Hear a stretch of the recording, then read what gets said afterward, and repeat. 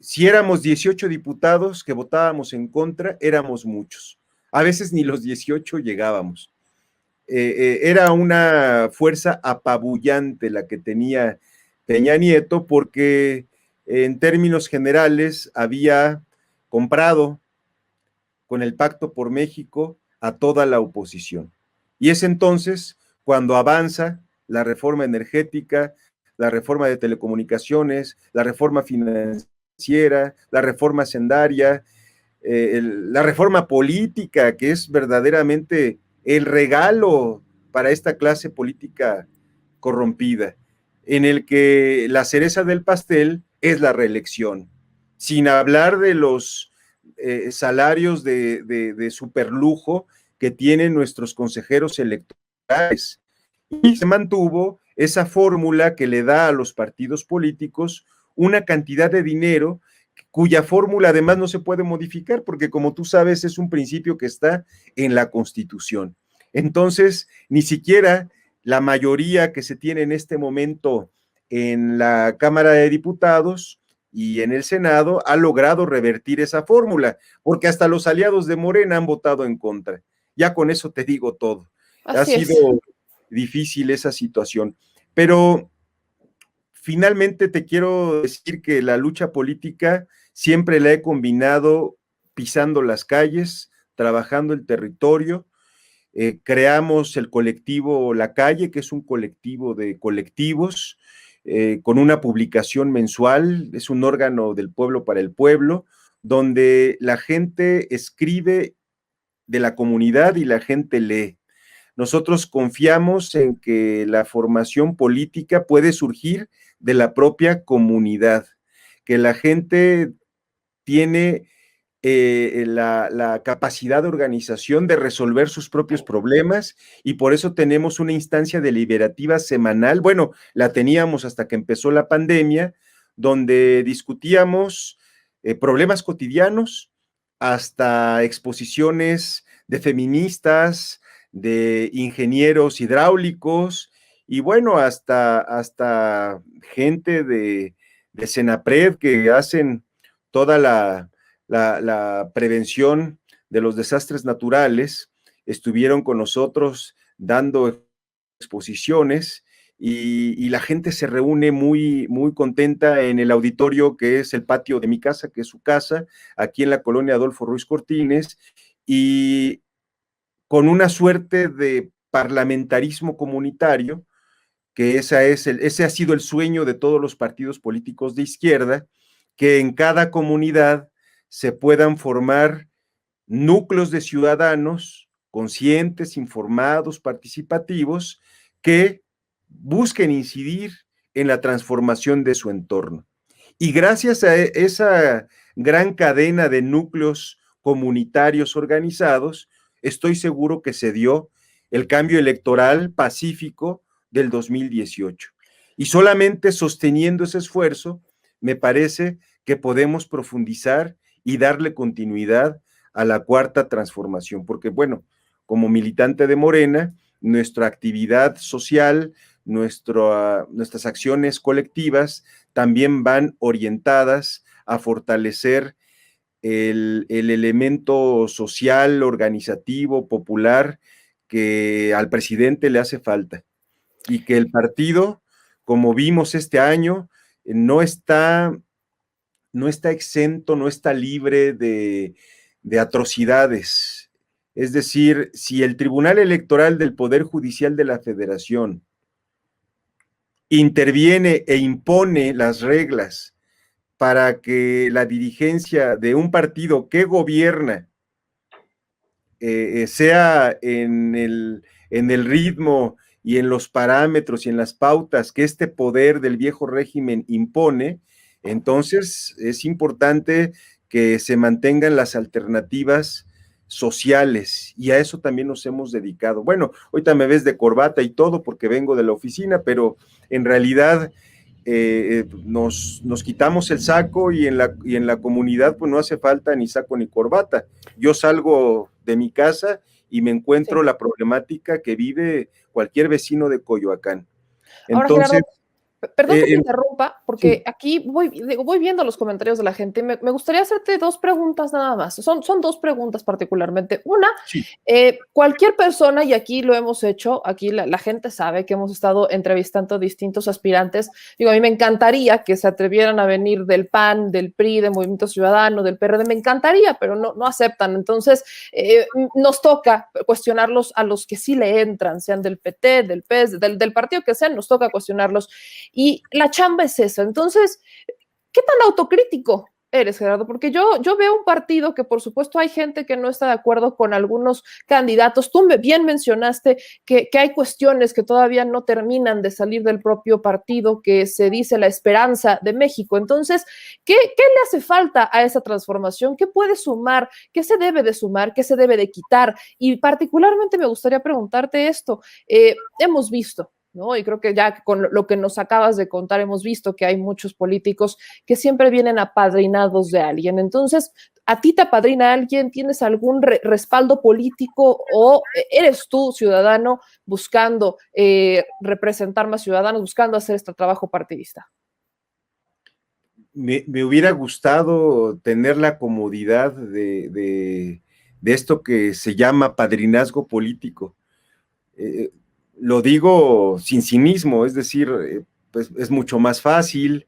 Conozco a mucha gente de otros partidos, de la izquierda misma, que por el apellido o por las conexiones, incluso de carácter personal o familiar, tienen acceso a los espacios públicos por esa sencilla razón. Por lo que te acabo de decir y por mis orígenes, yo no digo humildes, sino sumamente humildes, en el que en una unidad habitacional de la CTM Infonavit, un personaje como yo llega a ser legislador, pues se debe más a que el sistema político mexicano falló, no porque haya sido propiamente recomendado por él mismo. Incluso en ese tiempo, cuando yo militaba en el PRD, pues era muy común que ya se daba que el elemento más servil, el elemento más dócil, el elemento digamos, más cercano, más predecible, pues era el elemento que iba a ser candidato, e iba a ser el favorito de las corrientes que en ese momento existían en Morena. Y pues mi perfil no da para eso. Yo puedo ser autocrítico de mi persona y decirte pues que tengo seguramente muchísimos errores, pero no se me ha dado nunca el tener una posición de servilismo con nadie. Creo que a mí me ha padrinado la gente, el trabajo. Lo digo además con mucha humildad.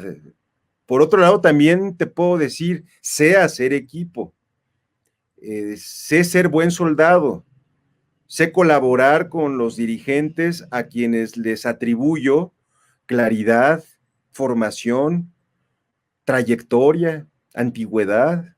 Eso sí, hay cuadros que vienen de una historia y de una trayectoria y de una formación que no te queda otra más que decir, ese camarada es una referencia que hay que respetar, que hay que seguir, de la que hay que aprender. Pero es ¿A muy quién distinto. respetarías tú en ese caso? ¿Quién podrías decir tú que sea un referente, por ejemplo, para ti? Andrés Manuel López Obrador, Berta Luján, está Martí Batres, por supuesto. No es secreto para nadie que nos conocemos desde el Consejo Estudiantil Universitario. Estamos en la lucha popular desde hace 30 años, lucha política y lucha popular. Entonces, te puedo decir que tengo esas tres referencias. Admiro mucho a Leticia Ramírez, por ejemplo, que está también ella está trabajando con el licenciado Andrés Manuel en atención ciudadana. Por poner un ejemplo, ¿no? Veo en Claudia Sheinbaum pues, la solidez de una líder que yo conocí en el movimiento estudiantil y por supuesto que me da mucho gusto y para mí es una referencia que sea la jefa de gobierno. Y te puedo mencionar así a algunos más. Sí hay esta simpatía y creo que Morena también tiene que fortalecer una tendencia democrática, porque si el Tribunal Electoral del Poder Judicial de la Federación impone perfiles que no entran en la sintonía histórica de la fundación de Morena, bueno, pues tiene que existir un debate abierto, fraterno, constructivo, que nos permita llegar al convencimiento de esa parte de Morena de que le conviene electoralmente, no nada más éticamente, no nada más por ser congruentes a la declaración de principios de nuestro estatuto, sino cuando se actúa con congruencia, tienes buenos resultados electorales.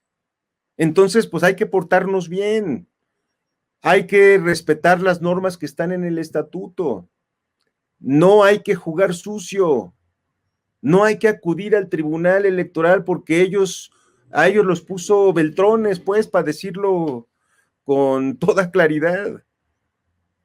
A ellos los puso el PRI, el PAN y el PRD, el pacto por el partido del Pacto por México.